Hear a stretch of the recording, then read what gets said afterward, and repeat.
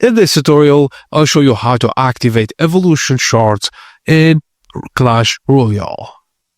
Evolution cards are special upgraded versions of normal cards that become stronger mid-battle for extra abilities, stats, and effects. To activate and use a card's evolution, you need three things: the base card, evolution shards, and evolution slot in your battle deck.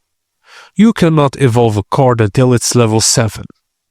Now open Clash Royale and tap the Cards tab. Find the card you want to evolve, then tap it and then select Evolution Path. Use Evolution Shards or one full Evolution Core. Evolution Shards are earned from Mastery Rewards, Season Pass, Challenges and Shop Offers. Go to Battle Deck and tap the Evolve icon above the card, which looks like a glowing gem. Turn Evolution on and save your deck.